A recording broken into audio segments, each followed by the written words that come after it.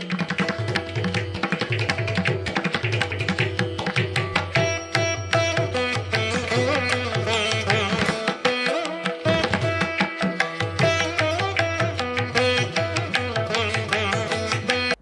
ஆதிமா சிவசக்தி போற்றி. ஓம் நமோ நாராயணாய.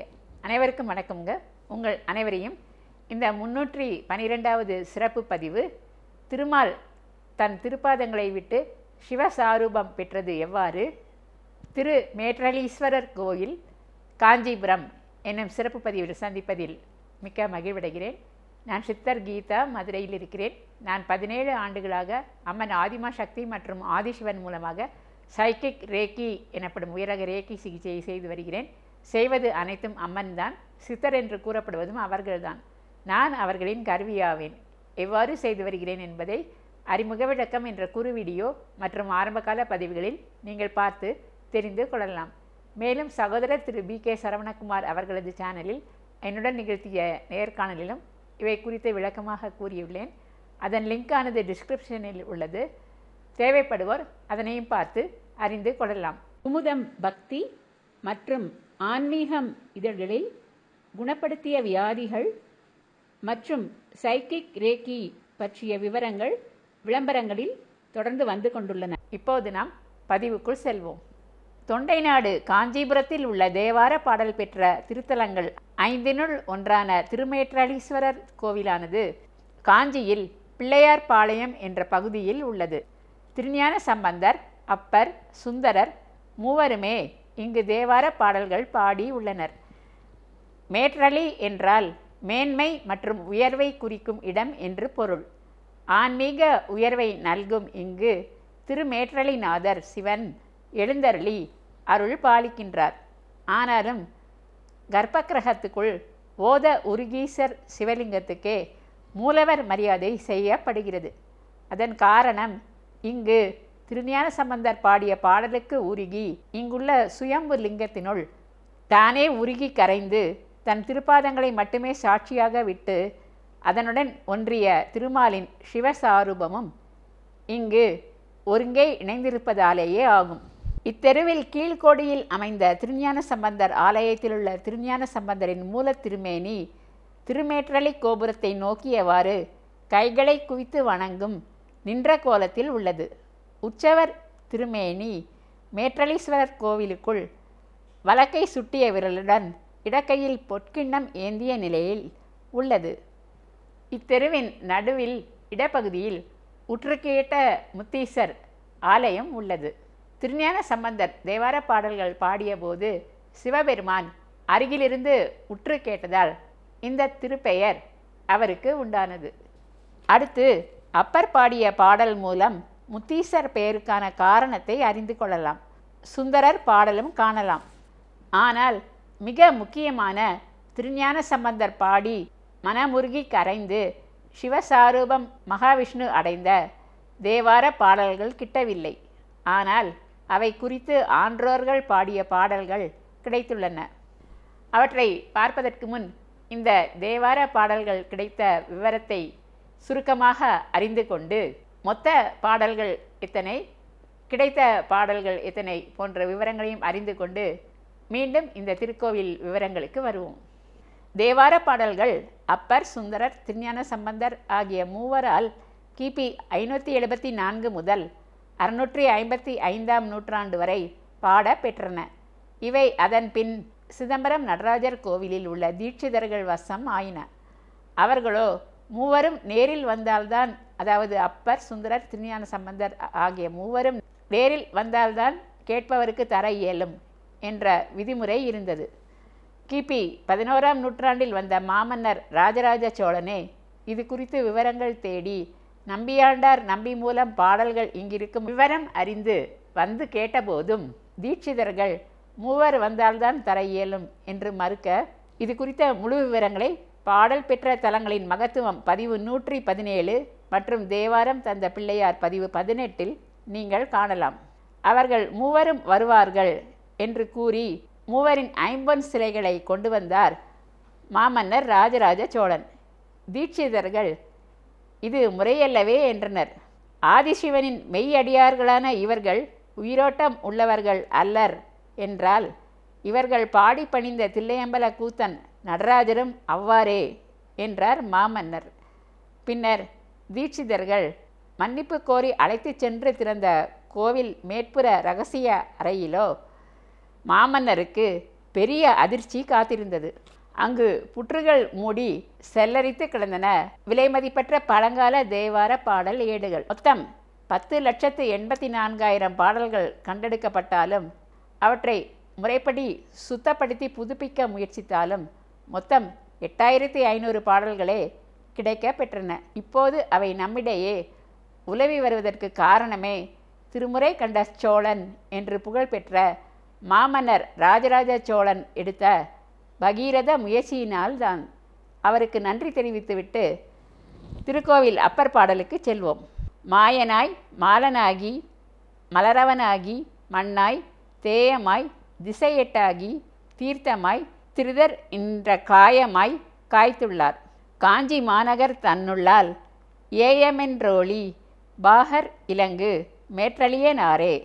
திருமேற்றளியில் வீற்றிருக்கும் எம்பெருமான் சிவன் மாயன், அதாவது திருமால், மாலன் என்கின்ற பாதுகாவலனாய், தாமரை மலரில் அமர்ந்திருக்கும் பிரம்மாவாய், மண் பரந்த இடம் ஆகிய திசையெட்டுக்கும் காவலனாய், புனிதமான சுத்திகரிக்கும் தீர்த்தமாய், மூல ஆதாரமாக விளங்குகின்றார். முதலில் சந்தேகம், பின்னர் ஞானம் என்று படிப்படியாக ஆன்ம ஒளியேற்றும் உமையன்னையை இடதுபுறம் கொண்ட பாகர் எம்பெருமான் மேற்றளியார் காஞ்சி மாநகரில் எழுந்தருளி உள்ளார் என்கிறது அப்பாடல்.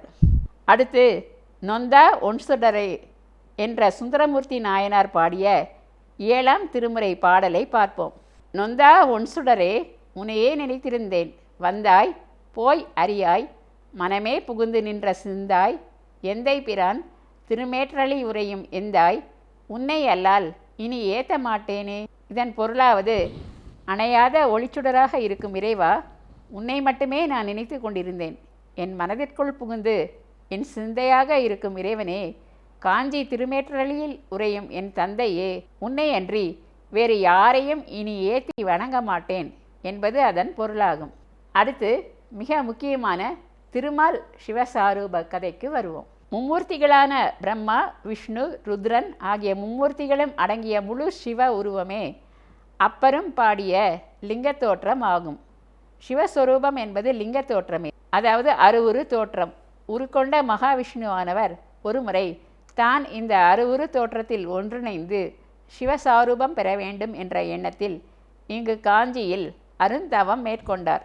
அப்போது சிவனார் அசரீரி மூலம் தங்கள் சித்தம் 20 வயதில் உமையிடம் ஞானப்பால் உண்ட திருஞான சம்பந்தர் இங்கு நான் எழுந்தருளியிருக்கும் திருமேற்றளிக்கு பாட வரும்போது சித்தியாகும் என்று கூறி அருளினார். அங்கு வந்த திருஞான சம்பந்தர் கல்லும் கரையும் வண்ணம் மனமுருகி திருமேற்றளீஸ்வரரை பாட ஆரம்பிக்க அதை உற்று கேட்டார் ஈசனார், உருகி கேட்டார் திருமால். பாடலை திருஞான சம்பந்தர் ஓத ஓத அவர் மனம் உடல் எல்லாம் உருகியது. தான் சிவசாரூப நிலை அடைவதை உணர்ந்த அவர் அதற்கு சாட்சியாக தன் 2 திருப்பாதங்களை மட்டும் விட்டு எல்லையற்ற பரம்பொருளுடன் ஒன்றிணைந்தார். திருமால் சிவசாரூபம் ஏன் பெற விரும்பினார் என்பதனை அங்குள்ள பலகையில் செதுக்கப்பட்ட புலவர் பாடிய பாடல் நன்கு விளக்குகிறது. இருமையாதன் மேன்மை தளிக்கை என்று ஆரம்பிக்கும் அந்த பாடலின் உட்பொருளை பார்ப்போம். சாரூபம் என்பது ஒத்த நிலை. இருமையானது உடல், ஆன்மா என்ற உணர்வு. உடலோ அழியக்கூடியது, ஆன்மா மட்டுமே ஒருமையாக பல உடல்களை எடுக்கும். ஆக உடல் என்ற அஞ்ஞானம் அகன்று இறைவனுடன் ஆன்மாவால் ஒன்றிணைவது சாரூபம் ஆகும். அவ்வாறு ஒன்றினாலும் 2 ஆன்மாக்களும் தனித்தே இயங்கும். ஆசை நிறைந்த மனம் சாரூபம் பெறாது. காம விகாரம் இன்மை, சித்த சுத்தம், பந்தம் அழிதல், நிலைத்த இறைபக்தி இவையே இறைவனடி சேர்க்கும். காமம், பற்று போன்ற விகாரங்கள் ஏதும் இல்லாதவர் திருமால். ஆகவே திருஞான சம்பந்தர் பாட மனமுருகி ஏக இறைவனை தொழுததுமே தன் ஒளியுடல் உரு நீங்கி அருவுரு பெற்றார் என்பதே இப்பாடலின் கருத்து. அது சுத்த சாட்சி நிலை. அதாவது சுகம், துக்கம், புண்ணியம், பாவம், பிறப்பு, மரணம், நான், இறைவன் என்ற இருமை வேற்றுமைகளை கடந்த அதீதமான திவ்ய உணர்வாகும். இந்த உணர்வில் காலம் தாக்காது, கர்மம் பிணையாது. இதற்காக திருமேற்றளி என்ற மேன்மை பொருந்திய இடத்தை திருமால் தேர்வு செய்ததற்கான காரணம் இப்போது நமக்கு புரிகிறதல்லவா? இப்போது இக்கோவிலின் மற்ற சிறப்பம்சங்களை பார்த்து இந்த பதிவை நாம் நிறைவு செய்வோம். காஞ்சிபுரத்தில் உள்ள அனைத்து ஆலய லிங்கங்களுக்கும் இறைவியாக காமாட்சி அம்மனே இருப்பதால் அங்கு பெரும்பாலும் லிங்கங்கள் மட்டுமே மூலவர் சன்னதியாக இருக்கும். ஆனால் இக்கோவிலில் அருள்மிகு அன்னை பராசக்தியாக எழுந்தருளி அருள் பாலிக்கிறார். பராசக்தி என்பதில் பரா என்பது எல்லை கடந்த ஆற்றல் என்பதையும், சக்தி என்பது இயக்கும் வல்லமையையும் குறிக்கும். ஆக எல்லாவற்றிற்கும் ஆதாரமான உச்ச ஆற்றல் என்பது இதன் பொருளாகும். மூலலிங்கமாக விளங்கும் ஓத உருகீஸ்வரருக்கு சுத்த சக்தியாக அந்த ஆதி பராசக்தியை உருவெடுத்து வந்து அழகுற எழுந்தருளி உள்ளார். எவ்வாறு தீயும் வெப்பமும் சூரியனும் ஒளியும் கடலும் அலையும் பிரிக்க முடியாதோ அவ்வாறே சிவனும் சக்தியும் ஒன்றிணைந்த சக்தியாக விளங்குபவர்கள். ஆகவேதான் மாதொரு பாகன் என்று நாம் அவரை போற்றுகிறோம். இந்த திருக்கோவிலில் மட்டும் அன்னை காஞ்சிபுரத்தில் தனி சன்னதி கொண்டு விளங்குவது தான் மூலப்பரம்பொருளின் ஆதிசக்தி என்பதை உலகிற்கு எடுத்து காட்டத்தான். இங்கு நந்தியம்பெருமான் அழகுற எழுந்தருளி காவல் புரிகிறார். திருநாவுக்கரசர் இங்கு திருமடம் அமைத்து இத்திருக்கோவிலில் உழவார பணி மேற்கொண்டிருக்கிறார். இங்கு தல விருட்சம் மரங்களிலெல்லாம் மிக உயர்ந்த வில்வ மரம் ஆகும். 13ஆம் நூற்றாண்டில் பிற்கால சோழ மன்னர்கள் இக்கோவிலில் திருப்பணிகள் மேற்கொண்டதாக கல்வெட்டு தெரிவிக்கின்றது. முருகர் வள்ளி தெய்வானை ஐம்பொன் சிலைகள் அழகானவை. உற்சவர் சந்திரசேகரர் பார்வதி அன்னை அருகில் ஐம்பொன் திருஞான சம்பந்தர் பொற்கிண்ணம் ஏந்தி வலது கை ஆட்காட்டி விரலை மேலே மேற்றளி நாதரை சுட்டிக்காட்டியபடி ஆசி நல்குகிறார். விநாயகர் திருமேனியும் உண்டு.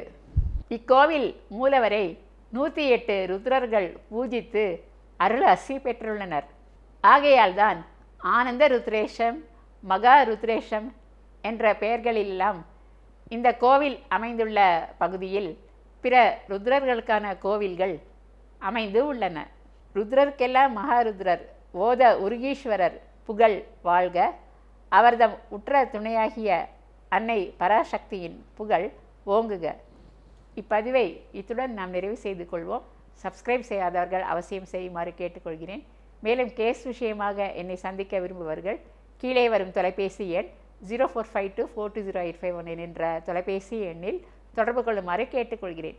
லைக்கும் போட்டு உற்சாகப்படுத்தலாம். கமெண்ட்ஸிலும் தங்கள் கருத்தினை தெரிவிக்கலாம். இதுவரை பொறுமையாக பார்த்த உங்கள் அனைவருக்கும் எனது மனமார்ந்த நன்றிகள். வணக்கம்.